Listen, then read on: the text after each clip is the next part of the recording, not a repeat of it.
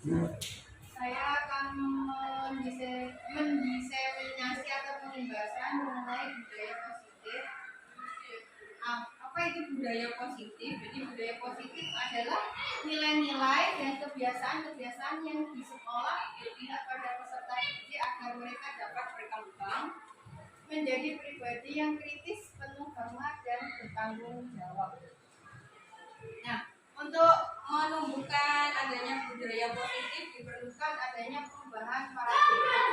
Untuk membangun budaya positif di sekolah perlu menyediakan lingkungan yang positif, aman dan nyaman agar murid-murid mampu berpikir, bertindak dan mencipta dengan merdeka, mandiri dan bertanggung jawab. Akhirnya disiplin dikaitkan dengan kontrol. Dalam hal ini kontrol guru dalam menghadapi murid. Nah, sekarang ada sebuah bacaan. Nah, di situ ada kelompok permainan. Seolah-olah Anda dan teman Anda akan melakukan kegiatan coba lakukan. Anda adalah A. Tugas Anda adalah mengepalkan salah satu tangan Anda.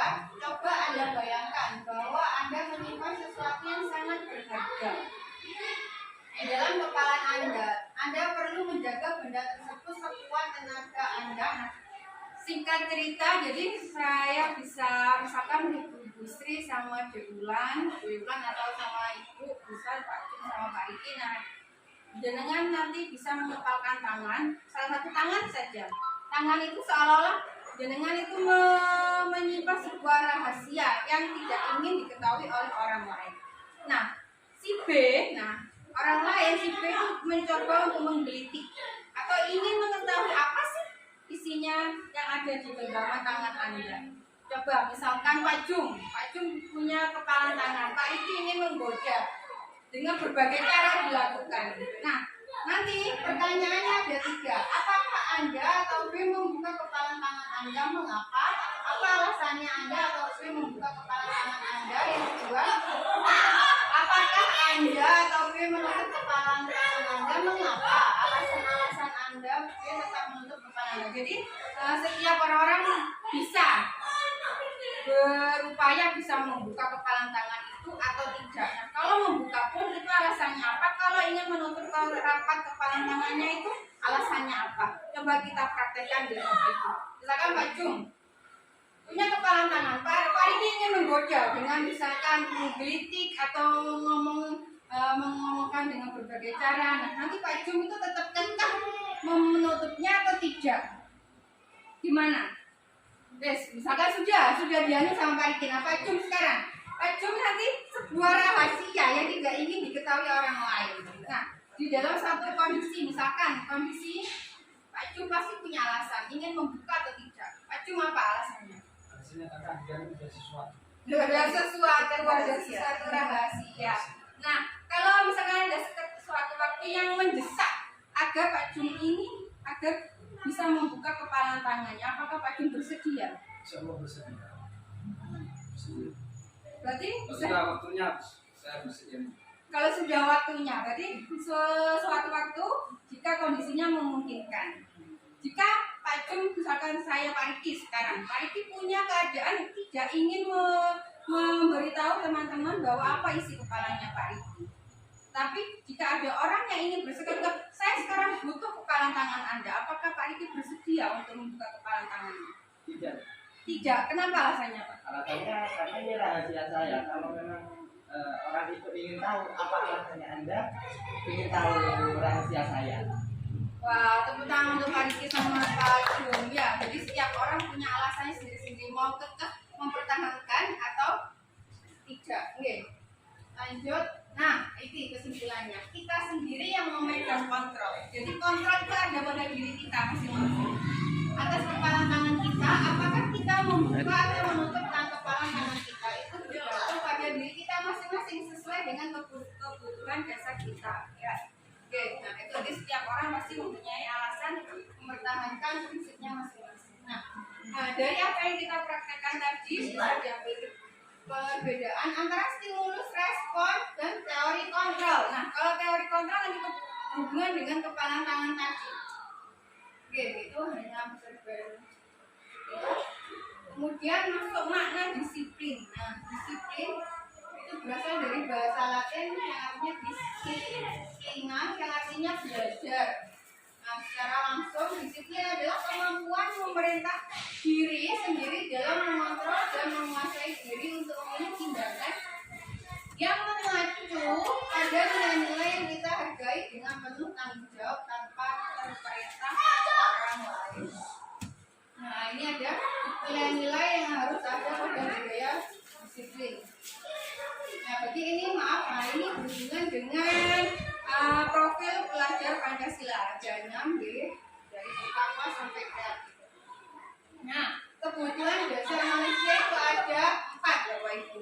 Yang pertama ada cinta kasih atau diterima, penguasaan, kebebasan, dan kesenangan. Nah, ini ada sebuah kasus lagi. Ibu Ani, guru kelas 5 di SD Pelita Hati, sedang bingung menghadapi ulah salah satu murid di kelasnya namanya Agus. Beberapa anak telah datang dan mengeluhkan Agus yang seringkali meminta bekal makan siang mereka dengan paksa. Jika Anda menghadapi situasi seperti Ibu Ani, apa yang Anda lakukan? Menurut Anda kira-kira apa alasan? Nah, sekarang saya pengen tahu dari jawabannya Bu Sri. Nah, Bu Srinya sibuk. Bu Wulan mungkin. Jika Bu Wulan dihadapkan sebuah kasus yang harus berperan sebagai Ibu Ani. Nah, apa yang kira-kira Bu Wulan ini nanti akan lakukan? Jadi menghadapi seorang murid di kelasnya sering membuat ulah, sering meminta muridnya tersebut sering meminta bekal makan siang kepada temannya secara paksa. Apa yang akan dilakukan oleh Bu Wulan dalam kondisi itu? Melakukan pendekatan secara persuasif nih. Oke, coba kita jawab jawabannya apa? Nah, dari jawabannya Bu Wulan itu kita bisa mengambil kesimpulan. Di posisi guru secara realnya atau nyatanya itu ada 5 Bapak Ibu. Sebagai penghukum atau sebagai pembuat rasa bersalah, sebagai teman, sebagai pemantau atau sebagai manajer. Nah, kita posisinya itu ada di mana itu tergantung perilaku atau kita menghadapi menyikapi dari sikap murid tersebut. Apa itu penghukum sama manajer akan dijelaskan seperti ini. Nah, pertanyaan kecil. Nah, kalau penghukum itu langsung masuk ke kata-katanya, ya. Guru sebagai posisinya sebagai penghukum itu biasanya mengeluarkan kata-kata seperti ini, Bapak Ibu. Kalau kamu tidak melakukannya, awas ya, nanti guru hukum. Nah, itu sudah sebagai posisi penghukum. Kemudian, kalau sebagai pembuat merasa bersalah, jadi siswa itu dirasakan biar merasa bersalah. Kata-kata yang bisa dikeluarkan adalah kamu seharusnya sudah tahu ibu lelah sekali mengatakannya, ibu stres. Jadi seolah-olah seorang guru itu melimpahkan kesalahannya ke siswanya biar siswanya itu merasa bersalah. Nah, itu dari sekian posisi kontrol guru itu yang paling baik adalah posisi manajer. Karena nantinya akan membentuk pribadi siswa yang bertanggung jawab dapat menyelesaikan masalahnya dengan keadaannya sendiri. Nah, biasanya kalau posisi manajer itu apa yang kita yakini? Apa yang bisa kita lakukan atau bagaimana cara kita memperbaikinya? Jadi kita tidak langsung menjorok, kamu tahu salahmu apa? Atau kita lebih membuat mereka itu menjadi seorang pribadi yang tangguh menghadapi masalah. Bukan kita yang menyelesaikan masalah, tapi siswa tersebut yang menyelesaikan masalah. Itu disebut sebagai posisi kontrol. Maaf, tidak sehat. Nah, ini ada pernyataan-pernyataan misalkan saya kecewa sekali dengan kamu. Nah, ini adalah sebagai guru posisinya adalah membuat orang merasa bersalah. Kemudian sebagai penghukum itu biasanya dikatakan oleh seorang guru adalah kamu tidak pernah benar melakukannya. Kemudian sebagai teman, nah biasanya kita sebagai guru kan bisa mengajak mereka secara persuasif, itu biasanya mengarah sebagai posisi sebagai teman. Ayolah lakukan demi Bapak, itu sebagai posisi. Sebagai pemantau, apakah kamu mau mendapatkan stiker bintang hari ini? Nah, kalau pemantau itu lebih kita membuat mereka siswa itu memperoleh reward dari seorang guru, dan itu tidak dibenarkan menurut teori begitu. Jadi ini yang lebih baik itu adalah sebagai manajer. Bagaimana kamu bisa menyelesaikan masalah ini? Jadi mendorong siswa itu bisa menyelesaikan masalahnya sendiri dengan bantuan guru, tanpa bantuan guru. Nah, tadi budaya positif itu secara luasnya, secara sempitnya adalah menggunakan peraturan kelas. Jadi kita bisa menerapkan atau mengaplikasikan budaya kelas itu dalam ruang lingkup yang lebih utuh, itu di dalam budaya kelas, namanya dengan membuat keyakinan kelas. Keyakinan kelas itu apa? Nanti akan saya lebih jabarkan. Nah, keyakinan kelas adalah nilai-nilai kebajikan atau prinsip-prinsip universal yang disepakati bersama secara universal lepas dari latar belakang itu negara, bahasa maupun agama. Jadi lebih singkatnya, keyakinan kelas itu adalah hubungannya dengan peraturan kelas atau tata tertib kelas, tetapi tidak menggunakan bahasa yang tidak positif. Maksudnya bahasa tidak positif itu seperti tidak atau dilarang.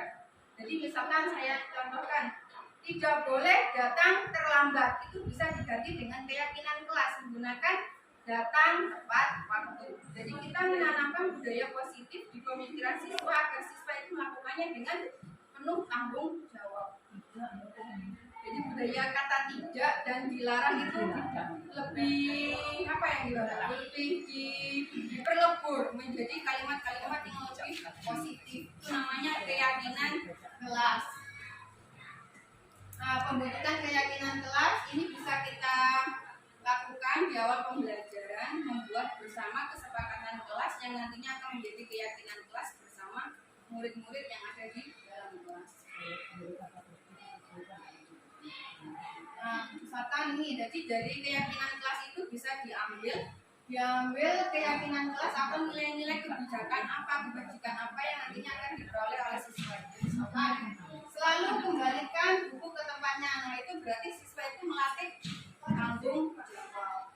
Kemudian dilarang ini masih bukan keyakinan kelas nih Bapak Ibu, ini masih dalam bentuk peraturan kelas atau tata tertib kelas. Jadi nanti kalimat dilarang mengganggu orang lain, nah ini bisa diganti menjadi selalu rukun dengan teman. Nanti menanamkan keyakinan kelas yaitu menghormati orang lain dan diri. Nah, nantinya tadi ada posisi kontrol, tadi ada 5 kan Bapak Ibu, ya posisi yang terbaik adalah sebagai manajer. Posisi sebagai manajer itu bisa diambil, ditarik benang merahnya menggunakan segitiga restitusi. Nah, segitiga restitusi itu fungsinya adalah membantu murid menjadi lebih memiliki tujuan disiplin positif, membantu murid untuk jujur dan memberikan penawaran bukan paksaan. Nah, ini namanya segitiga restitusi. Segitiga restitusi ini ada 3 Bapak Ibu. Yang pertama, menstabilkan identitas, kemudian validasi tindakan yang salah, dan yang terakhir menanyakan keyakinan. Segitiga restitusi apakah harus diawali dari identitas? Menstabilkan identitas tidak Bapak Ibu, itu bisa dibolak-balik, namanya segitiga. Jadi kita bisa mengawali mulai dari menstabilkan identitas atau memvalidasi kesalahan yang salah, itu tergantung situasi realnya bagaimana si anak tersebut. Misalkan si A itu membuat kesalahan, jadi kita bisa memulai dengan menanyakan, menstabilkan identitas. Maaf, setiap orang, jadi kalimat yang bisa kita ucapkan, misalkan si A kita dudukan 4 mata dengan kita. Jadi kita tidak langsung menjorok apa salahmu, kamu tahu apa salahmu di sini. Jadi kita bisa mengawali dengan kalimat, setiap orang pasti melakukan kesalahan, termasuk ibu juga pernah dulu melakukan seperti ini. Jadi kita menstabilkan seolah-olah mereka tidak menuduh dia itu langsung menjustis kamu itu salah. Tidak, itu nanti akan berdampak negatif pada diri siswa tersebut. Kemudian langkah selanjutnya kita bisa memulai dengan validasi tindakan salah. Adakah cara yang lebih efektif untuk mendapatkan apa yang kamu butuhkan, atau kamu tentu punya alasan mengapa melakukan itu. Jadi tanpa kita menanyakan kamu tahu salahmu apa, dia itu sudah merasakan bersalah. Jadi kita bisa menghubungkannya dengan memvalidasi tindakan yang salah.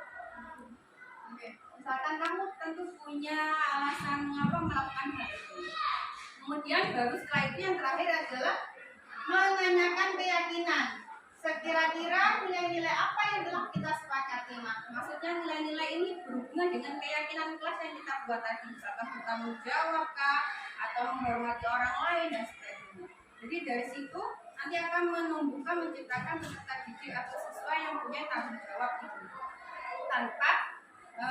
tanpa memberikan guru itu memberikan solusi, tapi siswanya yang menemukan solusinya sendiri. Jadi nanti ada yang masuk ke aspek Bapak Ibu. Kemudian tahapan sebagai restitusi seperti yang tadi saya bilang. Yang pertama itu menstabilkan dari tes. Berbuat salah itu tidak apa-apa.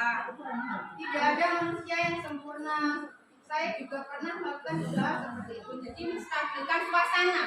Jadi siswa itu sudah panas dengan kesalahannya, terus kita menjustis itu tidak boleh. Jadi kita menstabilkan identitasnya dulu. Kemudian baru tahap kedua adalah validasi tindakan yang salah seperti itu. Padahal kami bisa melakukan yang lebih buruk dari ini, atau kamu pasti punya alasan mengapa melakukan hal itu. Dari situ kita membimbing siswa bisa mengakui kesalahan. Baru yang terakhir menanyakan keyakinan. Nah, menanyakan keyakinan di sini bisa misalkan apa nilai-nilai umum yang kita telah sepakati di kelas. Bagaimana solusi yang bisa kamu ambil? Jadi kita mendorong mereka untuk bisa menemukan solusinya sendiri. Bukan kita yang menemukan solusi, tapi siswa yang menemukan solusi. Nah, itu saja Bapak Ibu, terima kasih. Mungkin ada yang ditanyakan mengenai budaya positif. Jadi budaya positif tadi ada budaya disiplin, kemudian pembuatan keyakinan kelas, dan yang terakhir adalah yang ketiga adalah posisi kontrol guru. Yang terakhir adalah garis distribusi. Keempat ini saling berhubungan. Oke, mungkin ada yang ditanyakan? Kurang ya, materi di paham. Tidak ada apa lagi. Jadi kalau tidak ada kita bisa tanyakan di waktu kesempatan yang lain. Jadi terima kasih atas perhatiannya. Wassalamualaikum warahmatullahi wabarakatuh. Waalaikumsalam warahmatullahi wabarakatuh. Ya.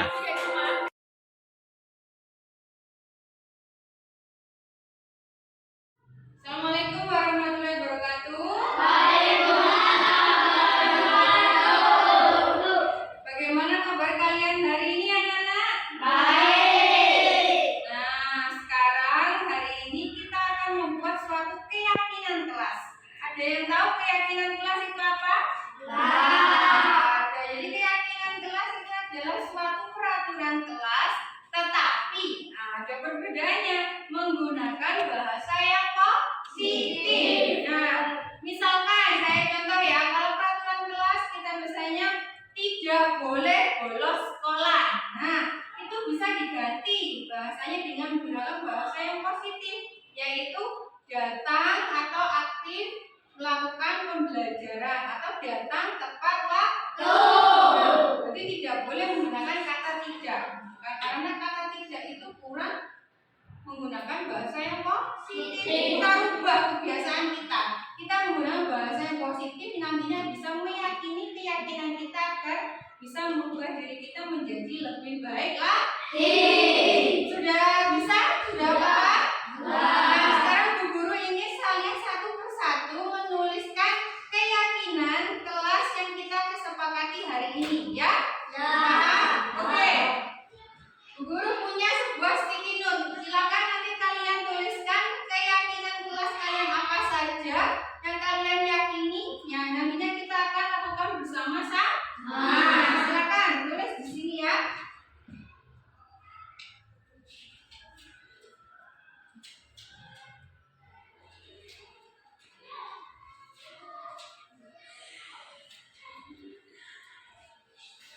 Silakan ditulis. Kalau sudah punya idenya apa yang kalian tuangkan, silakan tulis di sticky note.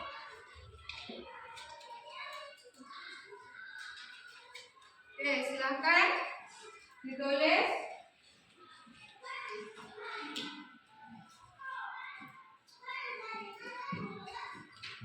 Sudah punya rengan, sekiranya apa yang mau kalian tulis di sticky note. Nah, keyakinan kelas apa saja yang ingin kalian tulis, silakan tuangkan dalam sticky note tersebut. Kalau sudah, silakan kalian tempel. Nah, tempel di kertas yang Bu Guru sudah tempel di papan tulis ini. Silakan kalau sudah selesai, sticky note-nya ditempelkan di kertas putih ini.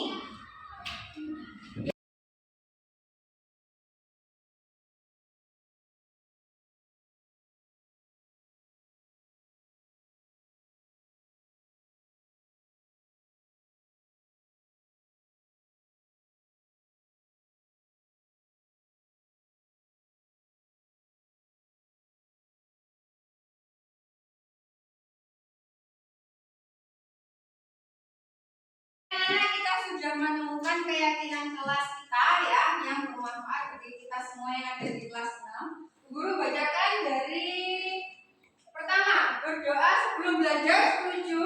Setuju. Oke, yang kedua, hadir tepat waktu. Setuju. Bagi kalian yang biasanya telat, maka harus dirubah, harus hadir tepat waktu.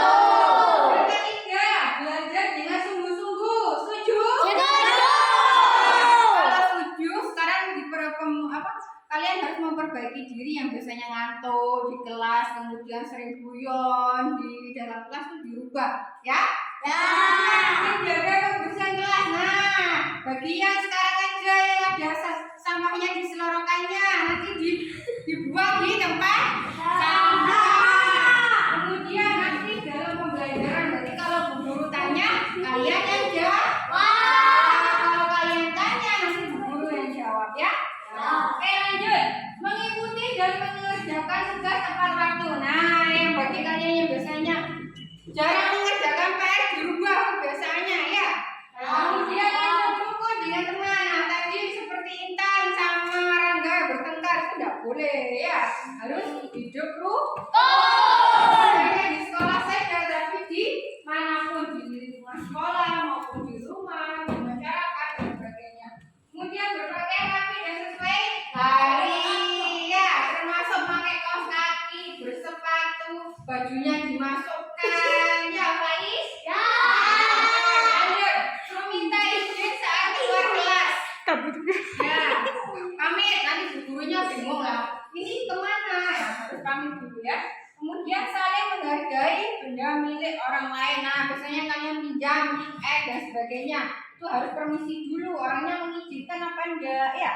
Ya. Nah, yang terakhir, mendengarkan pendapat teman. Nah, berarti kalau ada temannya yang bertanya kepada Bu Guru atau saling bertanya ke teman yang lain harus menghargai. Setuju dengan keyakinan kelas yang kita buat? Setuju. Yuk kita mulai dari besok, ya? Ya. Terima kasih Bu Guru akhiri. Wassalamualaikum warahmatullahi wabarakatuh.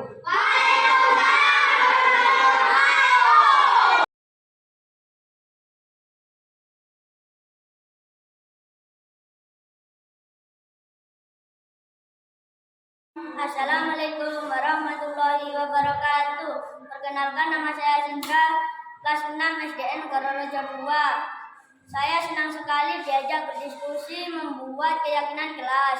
Semoga keyakinan kelas ini membuat saya dan teman-teman terbiasa hidup tertib. Terima kasih. Wassalamualaikum warahmatullahi wabarakatuh. Assalamualaikum warahmatullahi wabarakatuh. Perkenalkan, nama saya Laila Tusintan Permata, kelas 6 SDN Gororejo 2. Saya senang sekali karena dapat berpartisipasi menuangkan keyakinan kelas. Harapan saya kami dapat menjadi pribadi yang lebih baik lagi. Terima kasih. Wassalamualaikum warahmatullahi wabarakatuh.